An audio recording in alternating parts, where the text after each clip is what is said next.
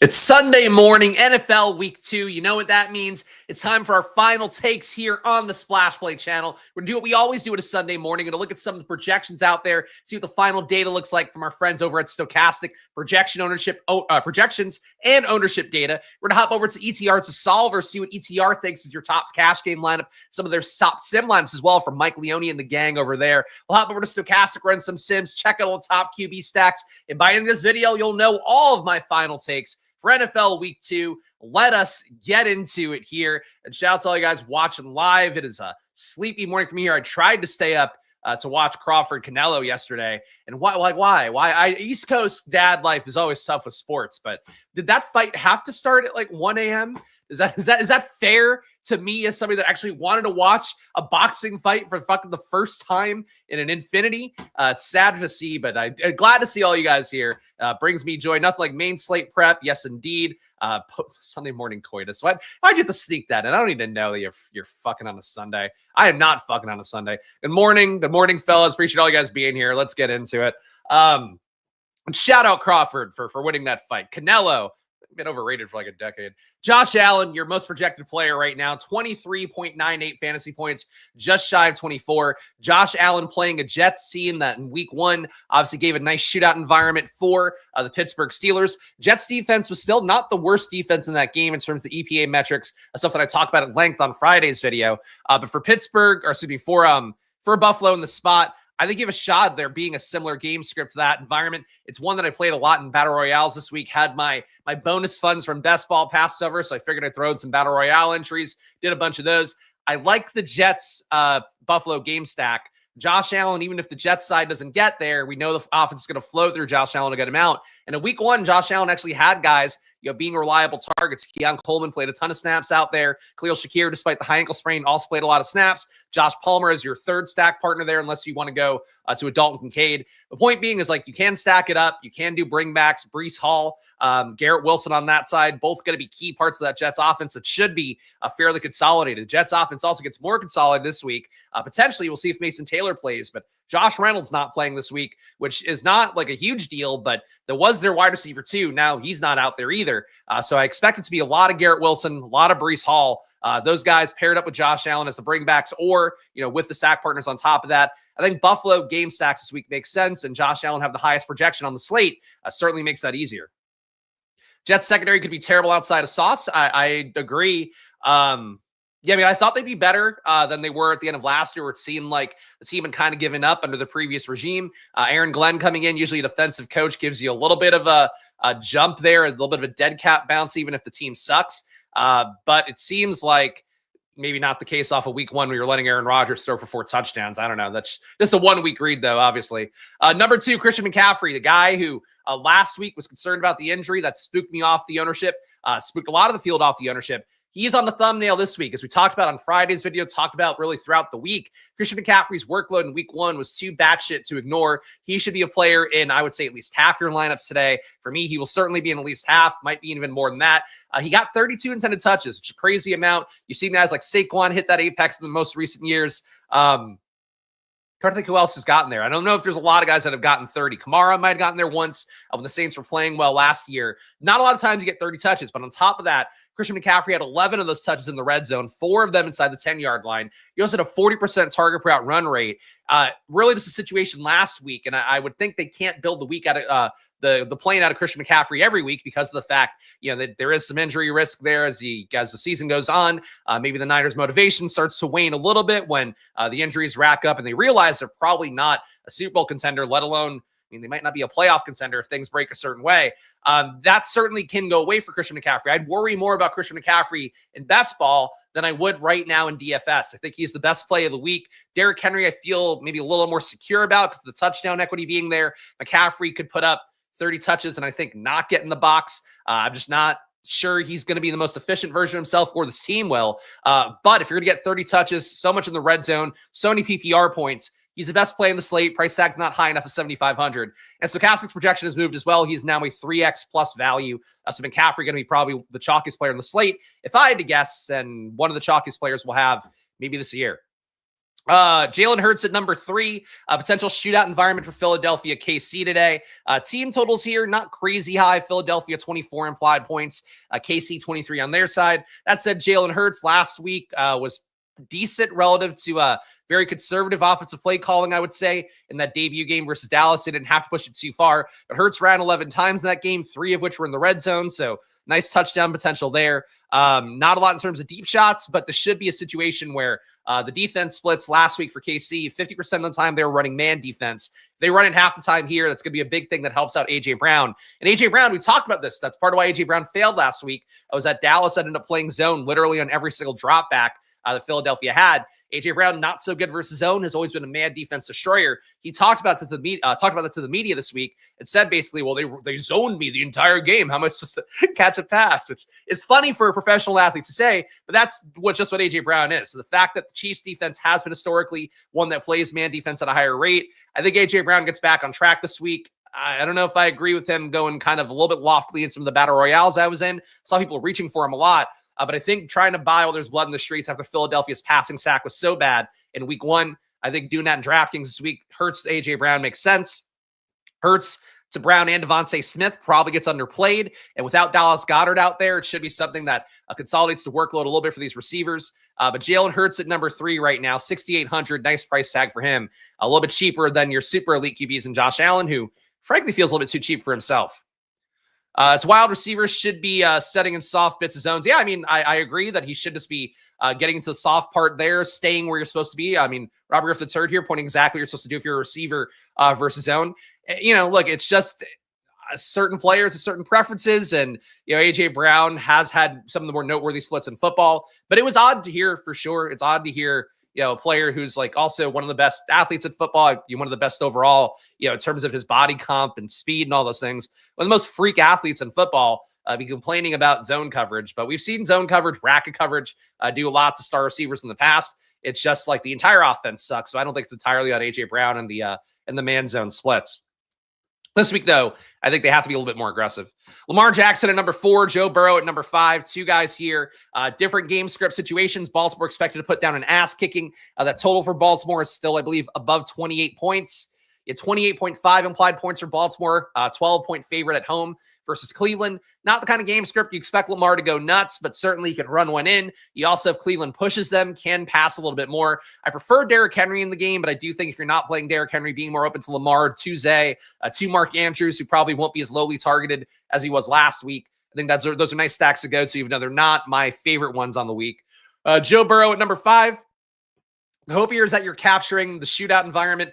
Jacksonville's offense does look competent. Liam Cohen, one of the best coaches, new coaches coming in based on what he showed at least last year as an OC. It was a really bad week 1 for Cincinnati. I kind of feel like my belief on playing Cincinnati right now is I want a little bit less. I think people are still going to chase, the massive game scripts of last year for Cincinnati heading in to this early part of the season. And it wouldn't be shocking to me to see there be a few downer games. That said, Jacksonville's defense, one of the worst in football last year. I don't think that them kind of showing off against Bryce Young in week 1 changes that for me. Cincinnati, not quite as bad as people realize, but still plus EPA per dropback team, plus EPA per pass team. So not like a shutdown defense by any stretch either. It can be a shootout here. I'm probably not going to flat fade Cincinnati, Jacksonville, but I do think it probably ends up a little bit over our own because people are really into the Bengals. I mean, if you did best ball content here, or you're watching any of the streams we did over the summer, did any drafts for yourself, people were going nuts over Burrow stacks. And I get it. It played really well last year. But there were a lot of game environments last year that people just assume would be the case again. And it might not be shootouts every single week for the Bengals. This one does seem like it should be, but Trevor Lawrence kind of sucked in week 1 amidst, all the hype for this Jacksonville offense looking so much better. And again, kicking the Panthers' ass. I'm not sure this game shoots out, but I want to have some exposure in case it does. That's how I feel about it. Jamar Chase just outside the top 5. Justin Fields just outside the top 5 at 5,700. He'll be a priority QB for me. Sibby doesn't get too chalky in the ownership. Derrick Henry, Jahmyr Gibbs. In terms of your top values overall, it's all QB again. Mac Jones at a 4K salary. He has about a 15-point projection. Bo here tuning in saying, go Mac Jones, which a sad first chat to have. But honestly, it makes sense. Again, given the McCaffrey chalk as well, playing Mac Jones, playing another receiver on top of that makes sense, I am sure. Definitely a lot that came up on Friday on ETR's data with the Mac Jones stacks, with Christian McCaffrey, with Ricky Pearsall on top of it. Juwan Jennings, if he's active, I'd be willing to take that shot as well. Seemed like he was healthy in practice the other day, was windmilling dunks after catching a touchdown in practice. I think he should be able to go with his shoulder stuff. That said, we'll see what happens based on the actives and inactives. For Mac Jones, though, if Juwan Jennings doesn't play, it gets even cleaner. You're going to Pearsall, you're going to McCaffrey. Juwan Jennings does play, then you have a leverage stack to go against if you're not playing McCaffrey. But with McCaffrey getting so much work, I think you just got to assume he's going to get 20-plus touches in this game, if not 25, if not 30 again. Justin Fields at number 2. It looks like Jennings will play. Good. Okay. Because I've not caught up enough on everything this morning because kind of woke up in a frenzy. But yeah, for Juwan Jennings, I would have assumed he played, but if he does play, obviously the stack is a little bit cleaner for Pearsall, and I would think Pearsall probably gets a little bit overowned still. Justin Fields, your number 2 value overall on the slate. Again, ran really well in week 1. Not as many dropbacks as you might think in a game that was pretty competitive throughout. But the Jets last week, 25 dropbacks for Fields. Very efficient with 0.44 EPA per pass. 82% catchable ball rate was also better than what Fields was last year, where he was kind of like a league average QB in Pittsburgh, which is good for Justin Fields, given the rushing stuff. Fields also ran 13 times in that game, 4 of which are red zone rushes. And the one thing that was encouraging to me was that he saw a lot of pressure versus Pittsburgh, which makes sense. That is a good defense. At a 50% pressure rate in week 1. Still in those plays, he only had a negative 0.03 EPA per dropback, 4% sack rate. Not that bad either. Fields was put in spots to succeed against pressure, which I think is very encouraging, especially going against a Buffalo team that did blitz at a pretty high rate in week 1, 41% blitz rate, 23% pressure rate for them. So maybe they get there more than Pittsburgh did in week 1. But I tend to think that I was really impressed by the play calling. And obviously, it could be a little bit of bag defending for me. We had variant on Fields and Garrett Wilson this entire offseason. Thought the Lions coaches coming in would kind of get the most out of Fields. And there's been reports for years that the Lions have wanted to see what it would look like to run kind of their offense, the running QB. I think we're kind of seeing what that looks like to some extent, at least as much as Tanner Engstrand can, take from that offense, bring over. But that said, for Fields, to me, he is one of the more appealing plays of the week, and he's only projected for 4% or so ownership, or at least was as of Friday. So for Fields, I think he's a strong play today as your number 2 value that won't get picked up quite as much as a Mac Jones at that 4K salary. That's much more obvious. Josh Allen, despite being the highest projected guy in the slate, still your number 3 value overall, so he'll be hard to ignore. Trevor Lawrence at number 4, Drake May at number 5. It is all QBs up top. In fact, it looks like your top 15 or so value plays are all QB. Then it's Christian McCaffrey. Then it's Harold Fannin. So once again, for this slate, there's not true value on the slate. It's just kind of guys who are well projected, who are a little bit underpriced. So I think that generally would mean it's a tight pricing slate. So no obvious cram and value plays. Fannin would be the closest thing. And to a lesser extent, Hollywood Brown as well. Let's go to ownership here. Next stage of our journey. Fields did a great job keeping eyes downfield last week. I think the O staff's doing a good job with him. I agree. I mean, look, it was 1 week, but that Pittsburgh defense, they believe they're a Super Bowl contender. Obviously, after 1 week, we don't necessarily believe that, but I think that's just as much the Jets' success as it was their defense playing down. So I'm willing to be there for week 2, but certainly, team total for the Jets, 20.8 implied points. It's not the best total, but Commanders' totals last year weren't the best either. Sometimes you get that offense right early enough, it pays off. That's my hope for the Jets this week. And shout out to all you guys watching live here. Actually appreciate this chat here from Loutsy, watching your Sims episode for the Green Bay game. Hit a second place lineup because of it. Chop the 6 others. Thank you for that.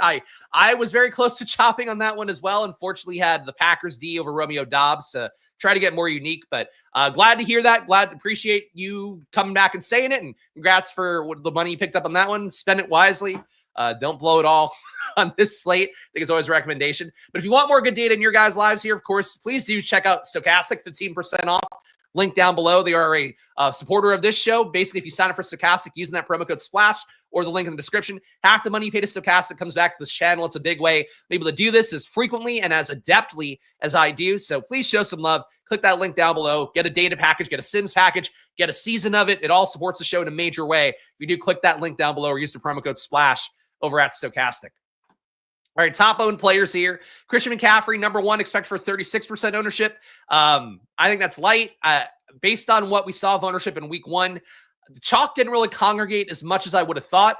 So for McCaffrey here, let me scroll up a little more so you can see that. For McCaffrey here at 36% ownership, I think it's too light. Like I mentioned, 50% feels about right to me. That said, if people do just go through the counting stats, see the 30-plus touches from McCaffrey, people really wanted to be on McCaffrey in week one. Then he had the calf thing that kind of spooked people off. The ownership could be higher here. It wouldn't shock me if the way that I'm thinking about wanting to get 50% or more, people do the same thing. So McCaffrey at 36%, I would say the band is probably 36 to 50.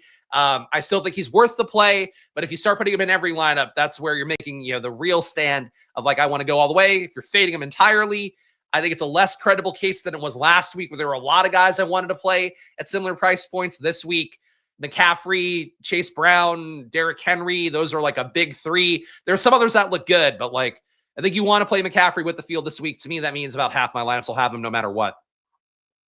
Saints D seems really interesting to me. 2,500 in DK at 5 sacks against the Cards, and it's Mac Jones.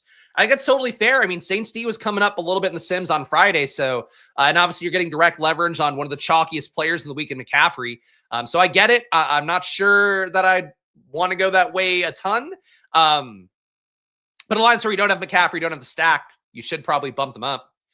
Do I think that onslaughting Max CMC, Ricky, and Juwan Jennings could put could pan out in a small 250 player field? Yeah, I think that works. Frankly, it's something you could play in a large field tournament as well. Again, the data to support the top 1% of lineups have onslaughts more, large game stacks more than the field does. So you can play it in both, I think. I mean, that's something that we talked about the Sims last year, which is something that I kind of poo-pooed. And in reality, seems like the data supports it more in hindsight. But like the Sims will give you like more stacking than not a lot of times. And that led to a lot of people sometimes, I think, overstacking teams last year.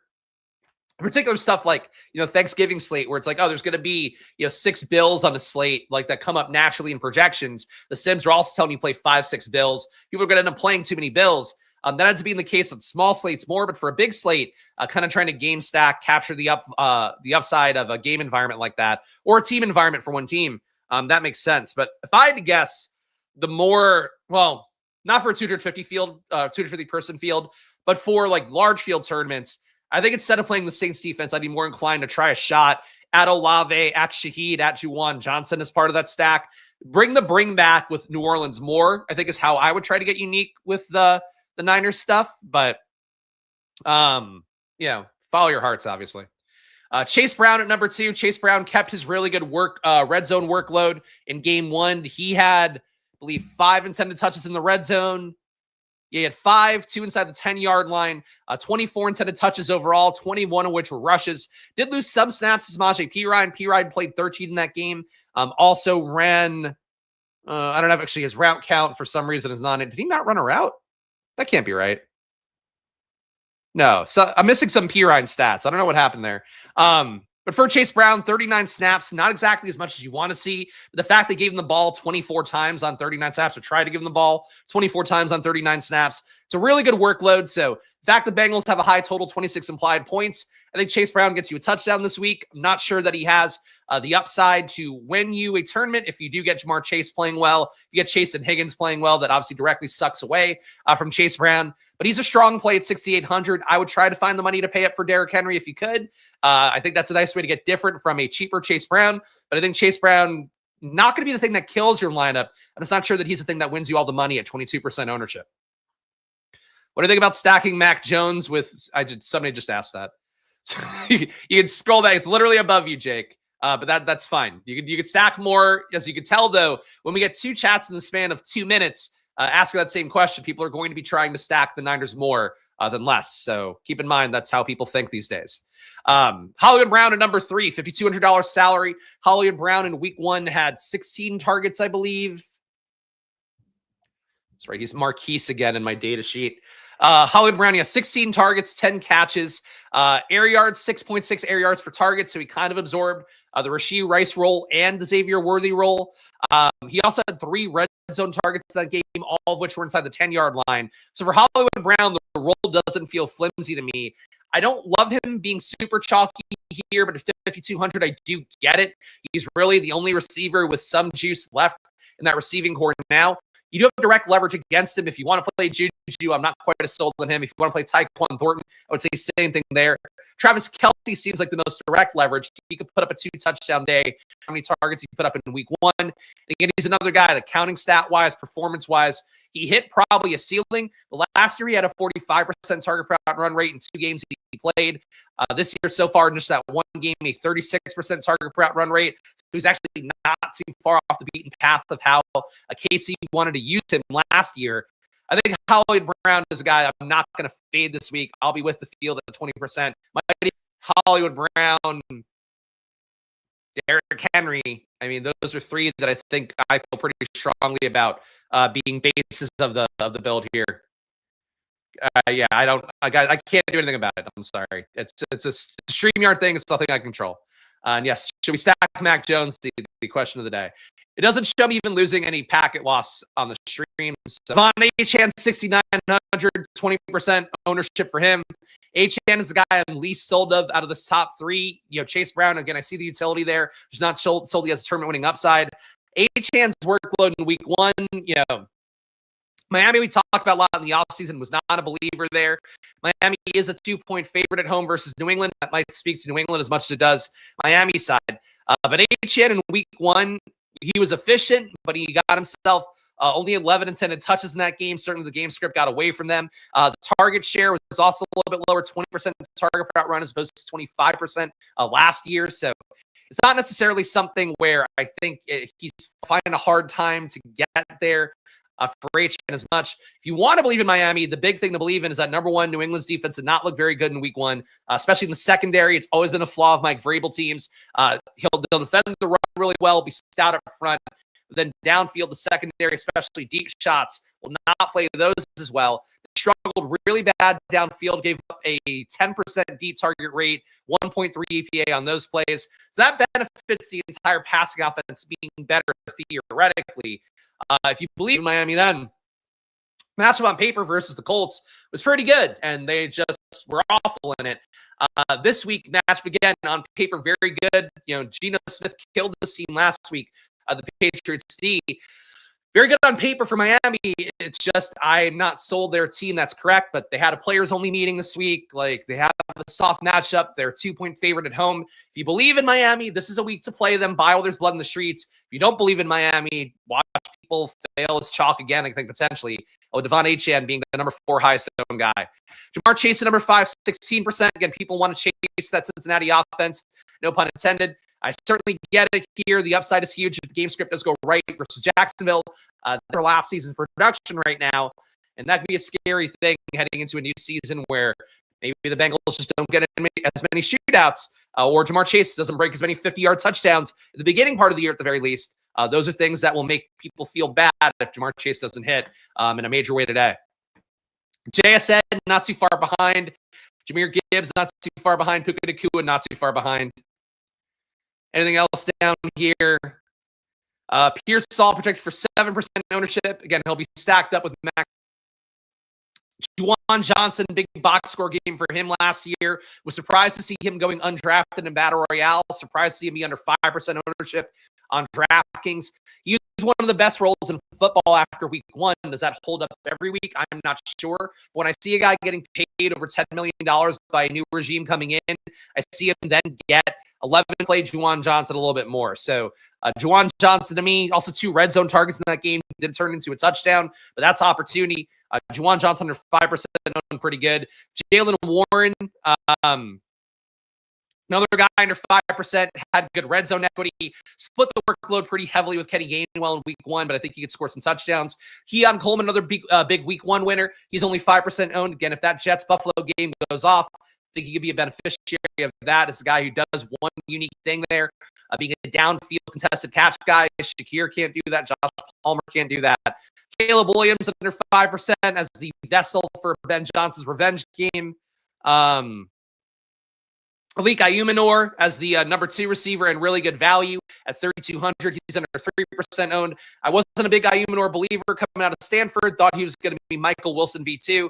For 1 week, though, he earned more targets than Mike Wilson has per route run, I think, his entire career. So for Alika Ayumanor, I think kind of interesting. Anybody else here? Aaron Rodgers, if you're buying into him, he's 2% owned. Stafford, Puka's going to be owned a good amount, be well projected. He's only 2% owned. That's how the ownership looks right now. Let's go to ETR next. Let me log in because apparently I got booted out here. We'll see what ETR and the solvers data has for us here. So let's run this. No variance. Let me pull off all my settings so we can get a cash game optimal lineup feel here. The goal is really with this to see what we get here. Of course, Solver also available with promo code SPLASH, link down below. But check it out, the Solver, great product. More similar to a fantasy cruncher than Stochastic Sim product, but it's kind of a combo of both. So I like to use both tools, Stochastic and the Solvers, at once. And usually, if I have to make lineups fast, I do default to ETR and the Solver. So great tool. They're both part of my process. Follow your hearts, choose one, play both. I mean, I'm not crazy about Pearsall no matter what, but Jennings seems like he'll be back. I think they both are reasonable plays as leverage against McCaffrey, reasonable plays on top of McCaffrey if you want to try to game stack the Niners stuff. But yeah, like it should hurt Pearsall quite a bit, actually, just projection-wise. Stacking Bourne with Jones is okay. I really can't be more clear here that people really, this is now the third, fourth people asking about Niners stacks. I get a really strong sense this week, not just from our chat, but from across content everywhere. People are going to really try to stack up the Niners heavily. Stochastic is also pushing it in their return thing that I say sometimes, and I say it as a matter of fact. While I was talking about stuff, you're not being sneaky playing Niner stacks. Like, there's no combo you're going to give me that's sneaky. If you're going to tell me that you're going to play wide receiver 3 for the Niners, I don't even know what that would be right now. For the Niners, 2 wide receiver 3.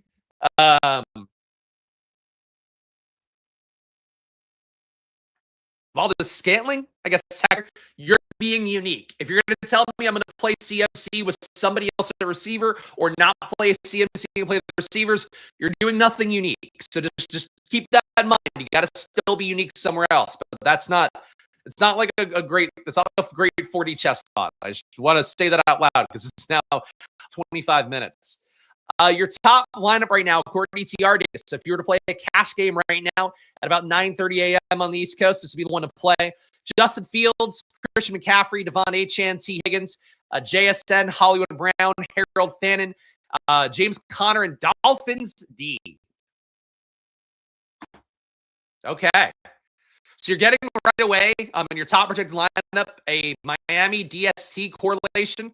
That to me kind of makes New England lineups appealing conceptually. I'm not the biggest Drake May fan. Dropped back a shitload of times in that game. Had over 50 dropbacks, if I'm remembering correctly. Drake May 53 dropbacks in that last game. VTR is going to feed people the Dolphins D.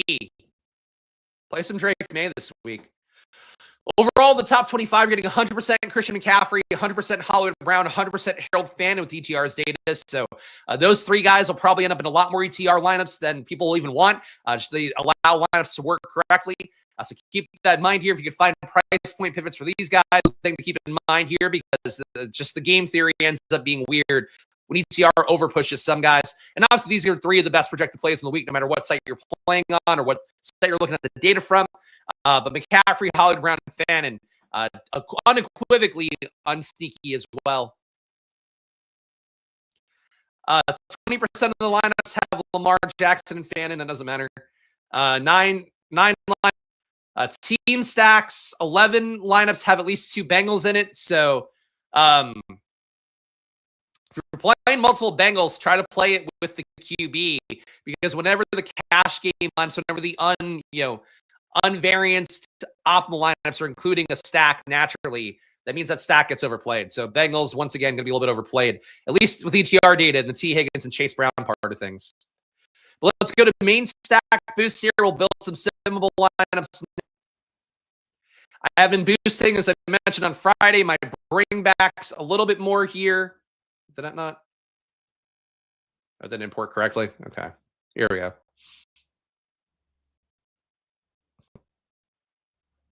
So let's boost RBs by 15%, bringbacks by 20%.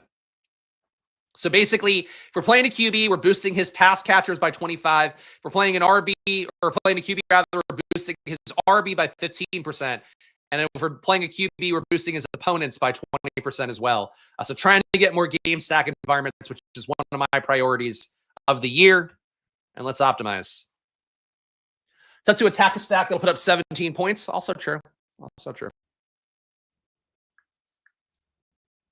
Oh, Bengals coming up, boy. ETR pushing the Bengals heavy. Oh, you know what? I didn't put on variance. Let's run it again. Sorry. That's probably part of why. But ETR does love Bengal stacks. So it's one thing to keep in mind as you're building lineups. If you get fed a lot of Bengal stacks by ETR, starts smart to think about other things a little, flubbing through it while having a talk at 9:30 a.m. here. During the weekdays, 9:30 is usually my sit around, play connections, get my brain functional, start doing content and thinking about football stuff. Here now I have to talk, so that's always that's the anathema. No coffee today either. So days my wife just doesn't make coffee in the morning. But it's like I don't know how to make coffee with our machine because I wasn't a big coffee drinker until like this year. So I'm in hell not having coffee and having to do 2.5 hours of content on Sundays. That's hard, guys.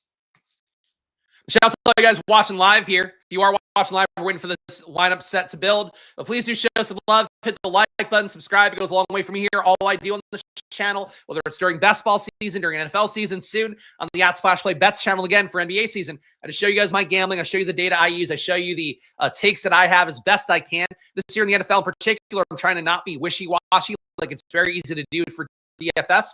You guys understand there's a range to be more direct about everything I'm seeing on a slate. Hopefully add more value to you guys through that. Even if it's just things you're going to fade. So show some love here. And I show up and do the work as best I can every 4 times a week, every week here throughout the entire NFL season. So like, subscribe, join the channel as well. Join the Discord. Great way to get some more data, including my data sheet that I use for everything, all the route data, all the target data, all the EPA data from Sports Info Solutions. I roll it up into one Excel sheet and I give it to all the channel members. So please do check that out. I swear I'm not just touring here. I am waiting for the lineups to finish building. All right. $9 slant tournament is what we're going to use. You guys know the portfolio tool on ETR at this point. So we're not going to show you that. But basically, ETR doesn't build lineups for the Millie Maker, stuff like that. So you have to choose a tournament that has the most entries in a 150 max to get a similar read. I tend to choose the slant for that reason, but they don't even do the play action. So you got to choose the slant, I think, for the most entries that you're going to get. Not sold on ROI. Who cares if you have great ROI and a lineup? The ceiling is basically, I mean, the point of that's a bad take, Matthew. And I say this with no disrespect. What you're saying is what the sim is accounting for. So, like, your theoretical ceiling on a lineup is going to reflect in the ROI, but it's going to be more actionable because it's on a given slate. So, I think you're greatly misinterpreting the data, and that's not going to be helpful for you. You don't have to live and die by ROI. As I've mentioned on stream a bunch, like Utica, one of the top players in the world, now does a stream weekly with Pete through the Endgame Syndicate stuff. He's talked a bunch before about how when he's looking at these tools, whether it's stochastic, the most positive ROIs in the world, because those tend to be a little bit overplayed, but he's still looking for lineups that, for the most part, are around some guarantee of profitability / whatever.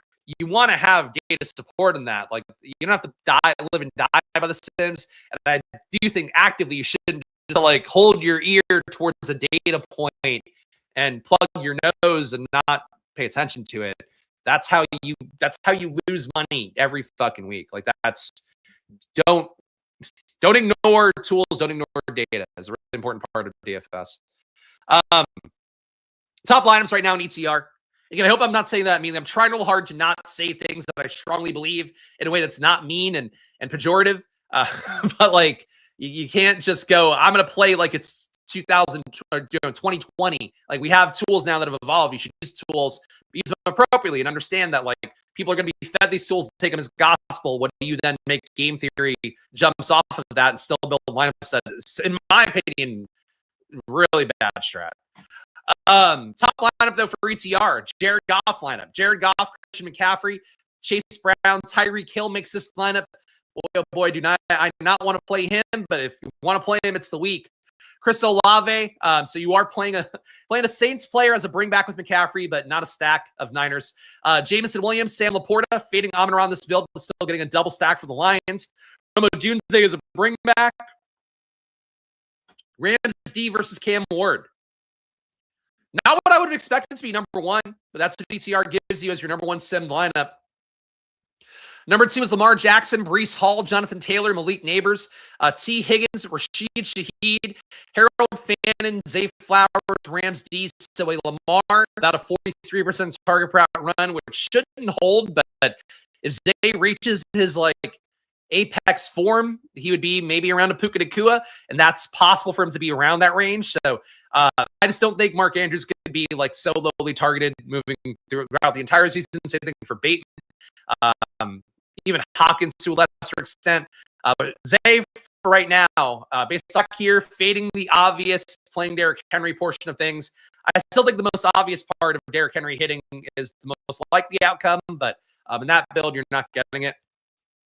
Number three lineup according to ETR, Joe Burrow, Christian McCaffrey, Chase Brown, Malik Ayumanor here, getting the value on him.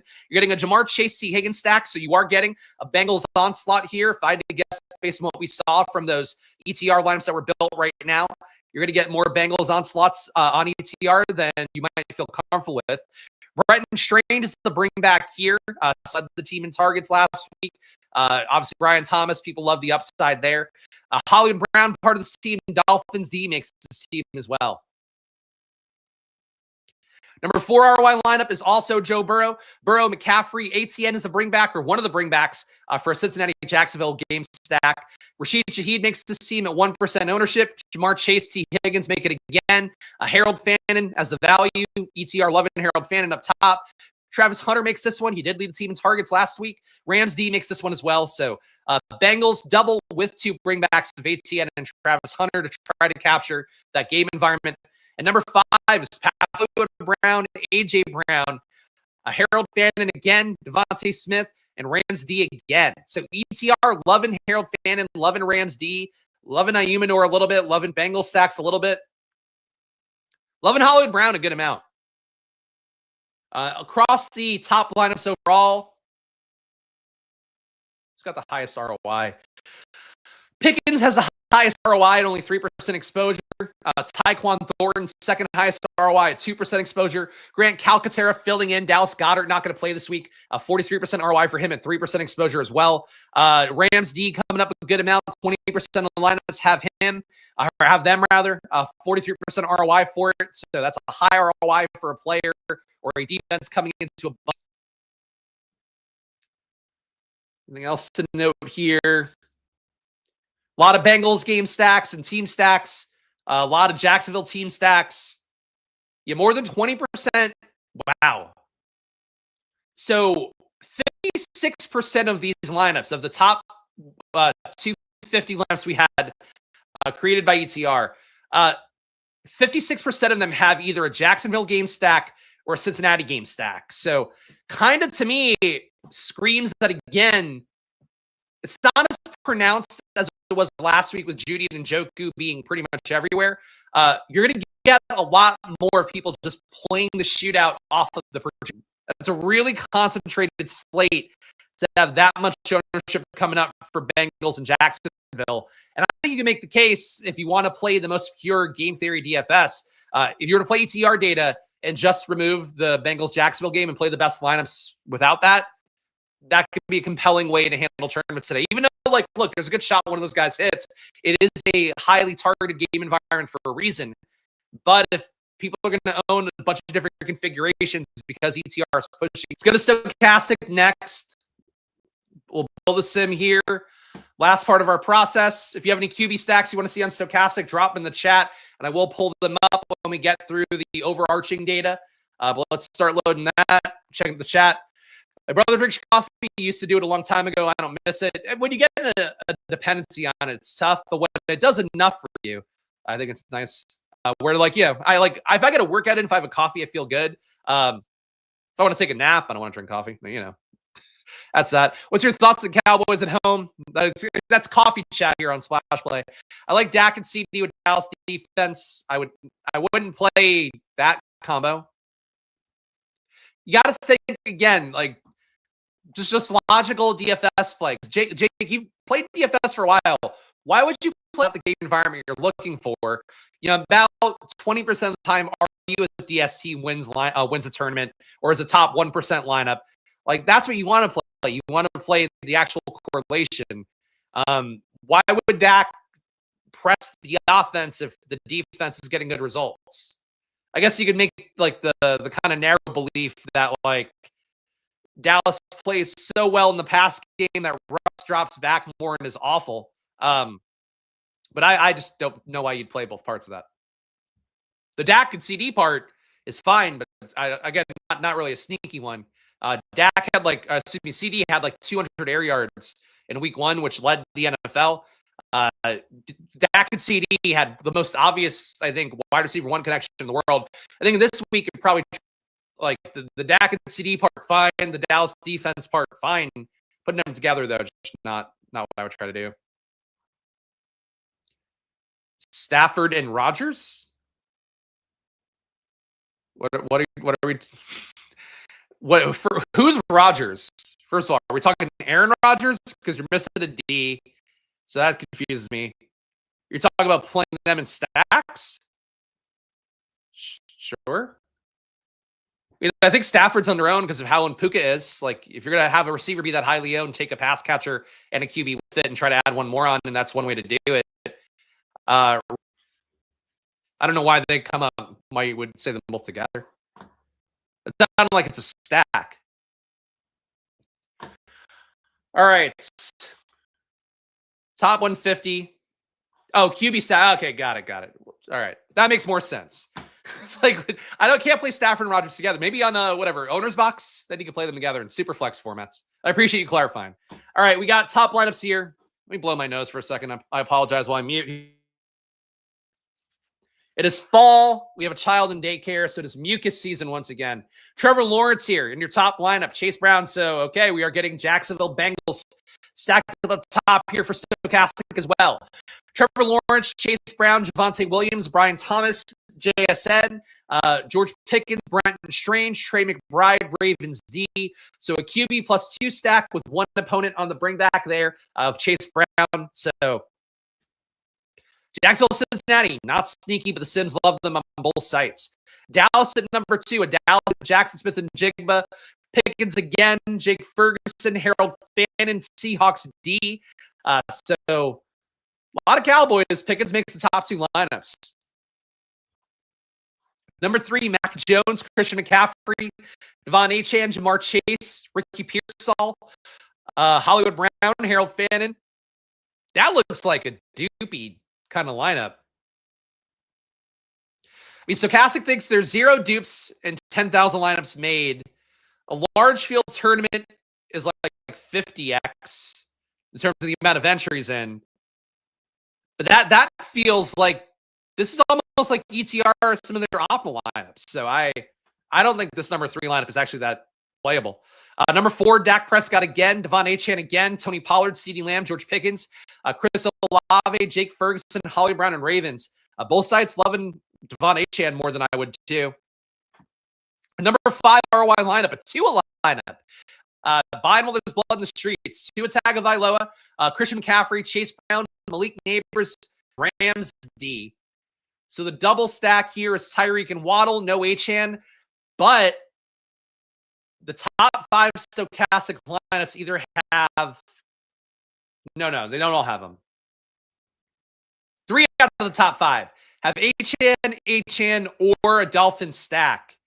So data on both sides supporting Dolphins. Eek. Top ROI players. Harold Fannin, 6.5% ROI. Your number one ROI player on the slate. He is a very obvious value. I think just the basic DFS game theory would say play David Njoku instead of him. You could also just play Njoku and Judy and Tillman. You could honestly play the triple stack in this fade. I don't know that holds as much, especially because it did seem like David Njoku and Jerry Judy were both a little bit light in target share. Njoku had a 15% target per out run rate. Judy at 17. Those guys should be like 20 to 25 at the least. So I think Fannin comes down this week. I'm not as crazy about him for tournaments, but he is coming up a lot in these sims. Hollywood Brown at number 2, a 3.3% ROI. A name I've heard said out loud once this year. Obviously, if CeeDee Lamb comes back down to earth a little bit, should be more targets for Pickens. Should also be more targets for Jake Ferguson, but he is not a priority play for me, even if I see him in a sim. Tony Pollard at number 4, Mac Jones at number 5, JSN at number 6. And those are all your positive ROI players in the slate. So Harold Fannin, Hollywood Brown, Jake Ferguson, Tony Pollard, Mac Jones, and JSN. According to Stochastic, the only top ROI player, or the only positive ROI players across their top 150 lineups. Stack-wise, there are no profitable QB plus 1 stacks, so seems like a week where you should be trying to double stack your guys more so, at the very least. Profitable QB plus 2 stacks, Mac Jones, a 14% ROI. Spencer Rattler, 11%. 5% ROI for Patrick Mahomes, 2% for Dak Prescott. Those 4 are your only positive ROI guys in QB double stacks. And a QB plus 3, Dak Prescott, a 16% ROI. Joe Flacco, 12%. Mahomes, 11. Jalen Hurts, 11. Mac Jones, 6. Spencer Rattler, 4. And Tua Tagovailoa, 1.6%. So more stacking than less coming up the sim, which is nothing too crazy, but single stacks here, nothing looking that good. Mac Jones, the closest you can get. Right with me on Mucus season, a lovely time. We got Christian McCaffrey here. Top exposure, 58% overall, 38% in the field. So Stochastic saying once again that McCaffrey should be in at least half your lineups. I agree with that. That said, if everybody is saying that McCaffrey should be in at least half the lineups, he's going to get even more. So prepare for McCaffrey to be 40, 50% owned, but I still think you want to be with that exposure based on the fact that the workload he got in week 1 was just too batshit to ignore. Number 2 is Hollywood Brown, 50% exposure, fields at 20. So a more than 2x stand on Hollywood Brown in Stochastic's top 150 lineups. JSN, 44% exposure, fields at 16. JSN got targeted a lot in week 1. I think he actually had the highest target per out run rate in football. He had a 62% target per out and run rate, ran 21 routes in that game, and saw 13 targets. None in the red zone, 3 deep targets, though. The issue is like, Cooper Kupp is almost certainly dust. I don't think he's as dust as he was in week 1. The running game as well probably could stand to be used a little bit more. Charbonnet got no targets in that game. Kenneth Walker got 3. So, but if you think Cooper Kupp is like totally dead to rights, I guess you could chase JSN here. And Pittsburgh's defense obviously sucked pretty well against the number 1 receiver last week. There's a lot of JSN. I'm surprised to see him be this much of a crucial play according to Stochastic. Number 4 is Chase Brown, 36% exposure, fields at 22 in Stochastic's top 150 lineups. And Harold Fannin at number 5, 31%, fields at 11. So big stand on Fannin here. Both sites seem to like him. I get it. He was great at Bowling Green. Just feels like the target share should be coming down a little bit. Highest leverage guys going to be very similar to what we just saw. Hollywood Brown, number 1, 30% more in the field. JSN, 28% more in the field. McCaffrey, 20% more in the field's expected ownership. Ravens D, 20% more in the field's expected ownership. They're playing Ravens D about a third of the time, which doesn't happen very often for a high-priced defense, but it is worth noting here because that's a lot. Tony Pollard, 19% more in the field as well, playing him about 31% in the field's at 11. Most negative leverage stacks, the biggest fades according to Stochastic. Puka Nacua, only 3% exposure, fields at 15.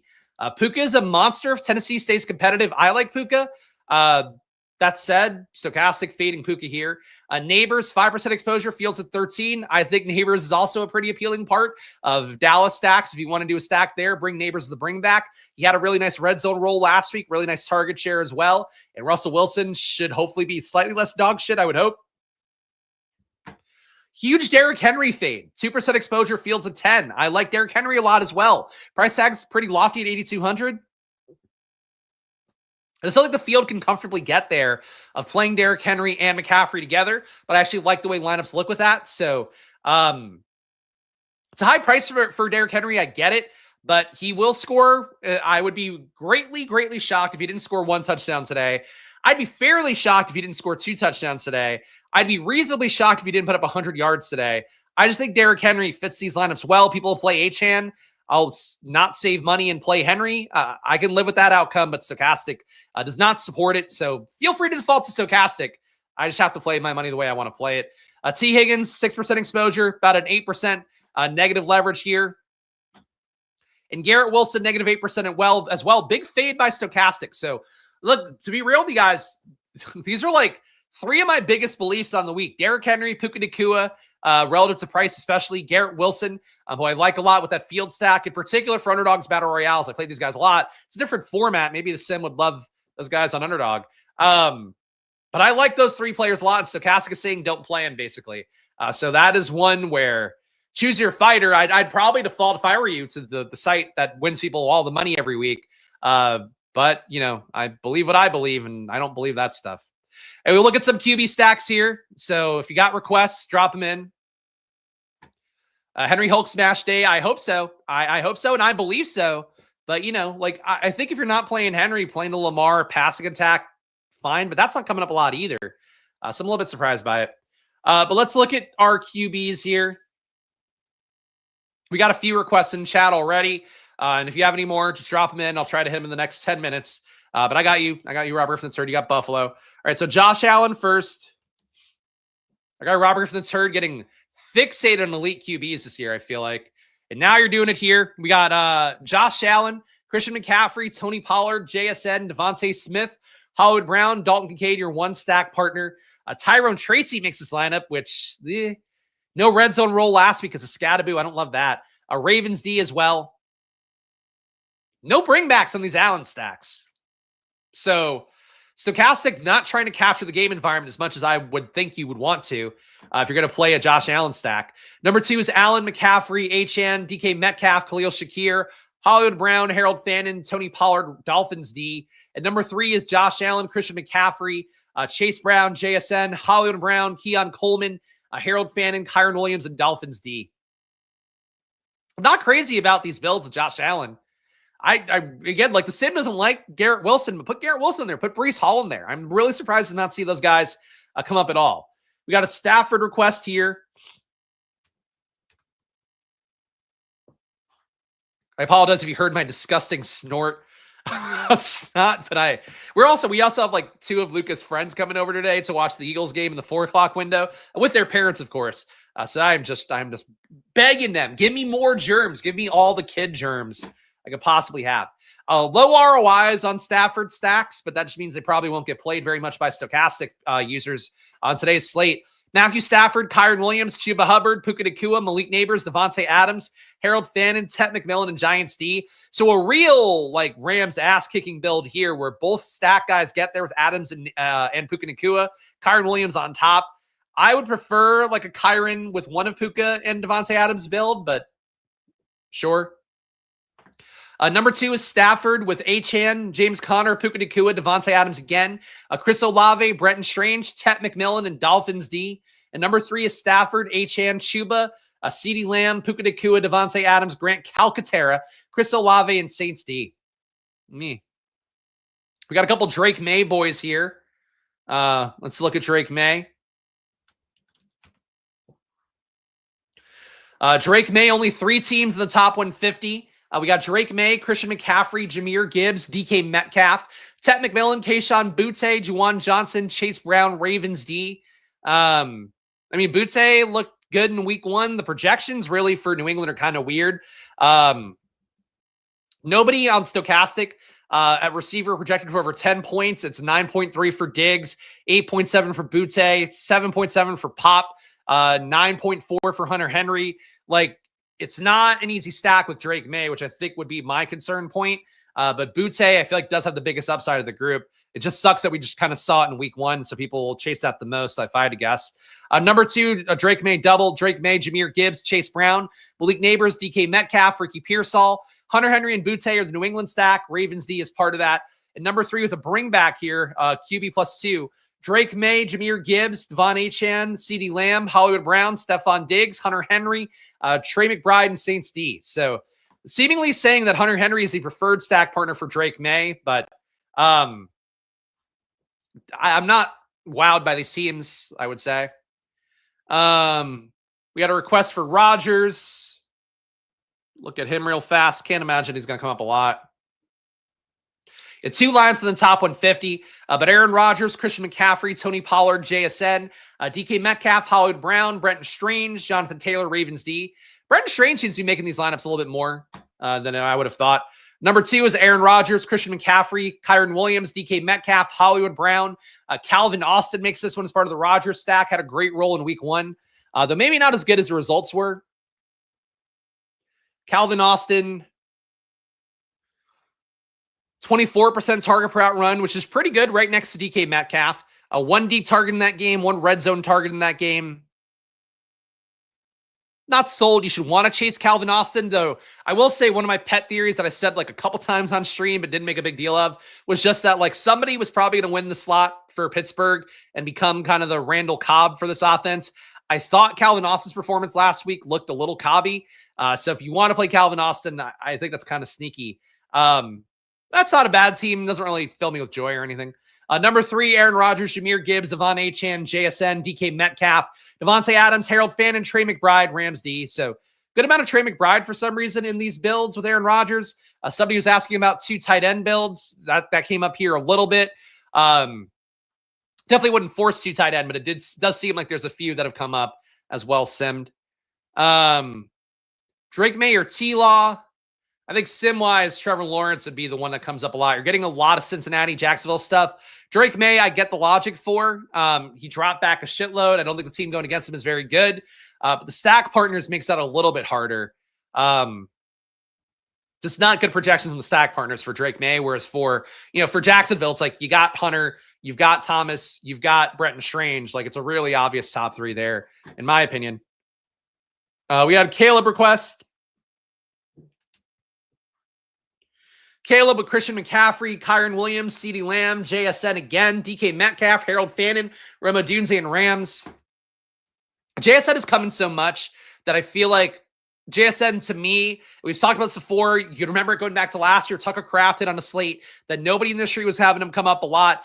That said, in the Sims on Stochastic, Tucker Kraft kept coming up over and over again. And that game was like the turning point when Tucker Kraft became a tight end that now, this year, crushed on Thursday Night Football. The Stochastic Sims, I remember being like, that's a lot of Tucker Kraft. I don't like Tucker Kraft that much. JSN is coming up like Tucker Kraft today, like 100%. So I will say that out loud. I was not coming in going, this JSN, I got to get more. The Sims are really making me feel like you got to play some JSN this week. But Caleb, McCaffrey, Kyron, CeeDee Lamb, JSN, Metcalf, Fannin, Odunze, Rams. Number 2 is Caleb, McCaffrey, Pollard, Metcalf, Hollywood Brown, Remo Odunze, Travis Kelce, James Conner, and Ravens. And number 3 is Caleb Williams, Christian McCaffrey, Connor, JSN, Devontae Adams, Remo Odunze again. So no DJ Moore coming up. Trey McBride, Hollywood Brown, Giants. I just don't think a Caleb single with Odunze is going to be enough. I think you would need DJ Moore and Odunze to get there, most likely. I don't mind Caleb stacks, but these Caleb stacks would not be ones that I am dying for here. No other QB requests. So anybody else that I want to show you guys? Let me think real fast here. Let's look at Mac Jones real fast. Mac Jones, Christian McCaffrey. We saw this one already. Number 2, Mac Jones, Christian McCaffrey, Chase Brown, Ricky Pearsall, Hollywood Brown, Chris Olave, Trey McBride, James Conner, Ravens. Like that one a little bit more. Mac Jones, McCaffrey, Pollard, CeeDee Lamb, JSN, Pearsall, Ferguson, James Conner, Dolphins. How about one with Juwan Jennings?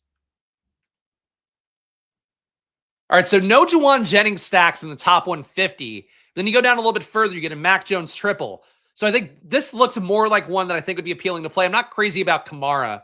But Mac Jones, Christian McCaffrey, Alvin Kamara, Puka Nacua, Juwan Jennings, Ricky Pearsall, Sam Laporta, Marvin Harrison, Ravens D. I just feel like the Mac Jones with Jennings part might be sneaky. Mac Jones with McCaffrey and Ricky Pearsall, based on what we saw in the chat, based on what I've seen across the industry this week. I don't think that's sneaky at all. Bo Nix request, sure. Bo Nix. Nothing in the top 150. Bo Nix with McCaffrey, Chase Brown, Cortland Sutton. So a single stack, no bringbacks. George Pickens, Hollywood Brown, Harold Fannin, Kyron Williams, Dolphins D. Meh. I mean, for Denver, who would be a bringback you would want? Jonathan Taylor is a bringback, maybe, but that game environment's probably going to get overlooked, which I see why you're asking about it, but I don't think these sims are that. Like, I think if you're going to play it, you want to play it kind of like people would have played Jets Pittsburgh last week, where it's like, all right, what's a nice little, two-player stack plus a bringback? In that game, it would have been like you're playing the Rodgers side with a double stack, or I guess probably the Jets side with Breece Hall, Garrett Wilson, bring back a Calvin Austin kind of thing. You're not getting that out of these Bo Nix stacks. So these don't appeal to me that much, but there's a world where Jonathan Taylor hits this week. I played him a lot in Battle Royales. I think that's the most appealing option to me based on target shares. If you want to stack up Denver, consider Taylor, Pittman, Tyler Warren as bringbacks, I guess. But the issue is you can't really double stack Bo Nix. If I were to do it, I'd probably go Bo Nix with Sutton and Troy Franklin. But I don't know, single stacks are not really something I'm trying to play out as much of this year. And this will be the last one we look at. Justin Fields stacks. It is one of my favorites of the week, so sure. Justin Fields stacks, so we will call it a day, and I will be back on Stochastic at 11:30 today for Live Before Lock. So if you want some more data, more takes from me, tune into that. Fields not coming up stacked here. Fields, McCaffrey, Gibbs, JSN, DK Metcalf, Hollywood Brown, Harold Fannin, Kyron Williams, Dolphins. Okay, so that's not good. Let's look at the stacked one. Fields with Breece Hall, Tony Pollard, Garrett Wilson, JSN, DJ Moore, Trey McBride, Hollywood Brown, and Dolphins. Still hate Dolphins D. The rest of the lineup I could fuck with, though. This one, a QB +1, Fields, Jahmyr Gibbs, Breece Hall, Puka Nacua, AJ Brown, Jerry Jeudy, Fannin, Hollywood Brown, Dolphins. Stop putting Dolphins in fucking everything. And this one at least says Garrett Wilson with Fields. Fields, Achane, Pollard, Chase, Garrett Wilson, Dolphins. All right, this Burrow. I've already showed enough Burrow here, but one more look. So it's fucking Burrow is chalky as shit. Here, build whatever you think, and it's gonna come up a lot. Burrow, Achane, Kyron, Chase, Jamar Chase, AJ Brown, JSN, Ferguson, Fannin, Colts. So you're getting low owned by putting Ferguson in basically and playing two tight ends, I guess. This one, a Burrow single as well. Burrow, McCaffrey, Gibbs, Jamar Chase, Ted McMillan, Hollywood Brown, Jake Ferguson yet again, Harold Fannin yet again, Dolphins D yet again. And number 3 is Joe Burrow, Christian McCaffrey, Chase Brown, Jamar Chase, Jack Smith and Jigba, Devontae Smith, Mike Gesicki, Harold Fannin, and Dolphins. That's the most unique Bengal stack we've seen. But really, you are not sneaking up on anybody by playing Bengal stacks today because they're coming up a shitload, whether it is on Stochastic, whether it is on ETR. Bengals, Jacksonville stuff going to come up a lot. Tight ends, I don't know. You saw a lot of Trey McBride. You're seeing a good amount here of Jake Ferguson. That's that. But pay for the data if you want to see more of the stuff that you guys are curious about. Stochastic, 15% off, link down below, or use promo code SPLASH. But do check it out here. Again, it's Sports Show directly. Really a big way of how I could do this show. If you guys don't sign up for Stochastic, I might have to do something else with my life. So please click the link down below. Use promo code SPLASH over at Stochastic. Weekly packages, monthly, year-long, sim stuff, expensive stuff, cheap stuff. It's all 15% off. It all supports the show. So please do click that link. Join the Discord as well. $5 to join if you want my data sheet, all the stuff that I look at, that I pour over, that allows me to form the takes I give you guys here on stream. It's all in my data sheet as well. And that includes the route data stuff, target data splits, man zone stuff, short throws, deep throws. I got it all for you. I pull it all together. Literally 100 different Excel sheets I combine together into one from various data sites out there. It's really an important part of my process. It could be part of yours too. Guys have won $50,000 on slates using some of the data I give you guys. So please join the Discord and get access to that. It also is dropped in the YouTube community tab if you want to see that data sheet uploaded to Microsoft Office. But that's it for today's video, guys. So please do hit that like button, subscribe. You guys know the deal here. Back tomorrow for another showdown video. Back in about 90 minutes on Stochastic for a Live Before Lock show with my pal, Eric Lindquist. And here's a nude egg. I don't play gifts enough. I got to make sure I show them. That it's always right over my face too. That's where we want an egg hassle. But I appreciate you guys being here as always. Check me out in an hour and a half on Stochastic. And no matter what you're playing today, good luck. Just remember, try to be creative because really, I think it's pretty pronounced today what people are looking to play. If you're going to play the stuff everybody wants to play, try to be smart about it. Use some game theory for the other parts of your lineup. But I'll see you guys again soon. Enjoy your days and good luck. And bye-bye.